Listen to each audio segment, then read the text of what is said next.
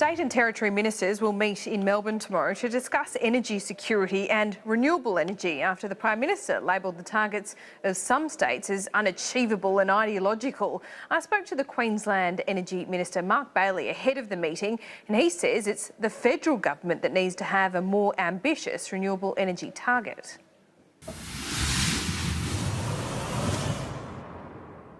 A full and frank discussion, and I hope that the federal government, who've provided very little leadership when it comes to transitioning to clean energy, has got an open mind when talking to the states about how we're approaching this issue.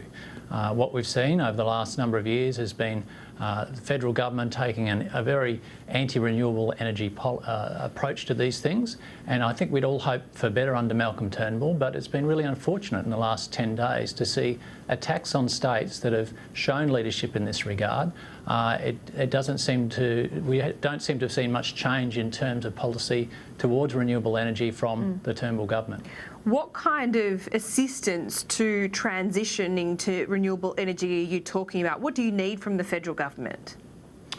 Well, look, the first thing we need from the federal government is some indication that they're going to support renewable energy after 2020.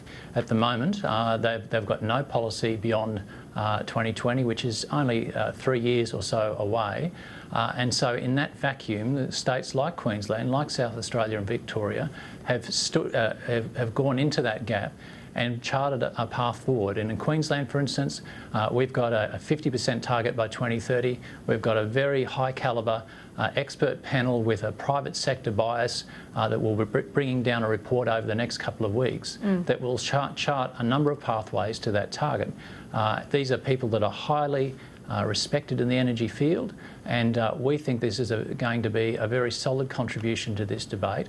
And this scaremongering and anti-renewable agenda from people like Barnaby Joyce and sadly the current Prime Minister, you know, it's an embarrassment. In these discussions tomorrow, will you be pushing the federal government to look at its own renewable energy target? Do you think 23.5% is too low? Look, the first thing people have to understand about Queensland is that we have got one of the most secure states in terms of energy security. We've got a very large amount of baseload power. We've got the youngest fleet in the country and highly efficient. So we are in an excellent position to be transitioning to clean energy. We've recently got more than $600 million worth of investment coming into Queensland to build 6 solar farms.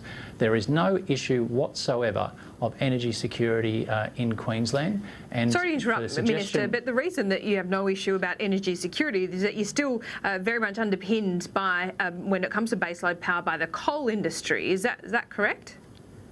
Well, there's a variety of baseload sources in Queensland, that is true. But what we are looking at is managing that transition over a 14-year period. And there is no inconsistency with the federal target of 23.5% in 2020 and the Queensland position of 50% by 2030. We're talking about 14 years of transition in an area where technology and information technology included developments are absolutely galloping. There are solutions such as battery storage that are happening.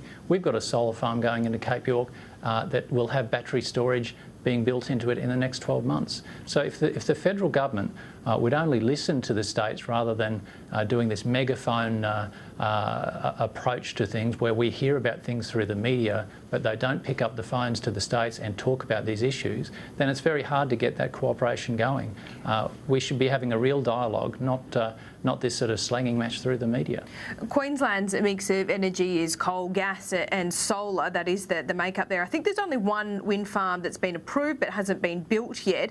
Is that an acknowledgement from your perspective of wind's limitations? Because without me going through the recent history of what happened in South Australia, do you acknowledge there's an inherent risk with wind? Well, different forms of power have different attributes, and you know, solar is highly predictable. The weather patterns around that are highly predictable. Wind is a little less predictable, but there are, of course, a whole range of measures that are happening in terms of, for instance, battery storage combinations that are being developed and being put onto the market. You have to gear and design your energy system for the kinds of energy sources that are developing. And look, renewables are happening. They are happening all around the world. Energy systems all around the world are adapting and designing for the increase in renewables. Australia is no different. And what we saw last week in South Australia, however, was in fact an extreme weather event. Residents along the Victorian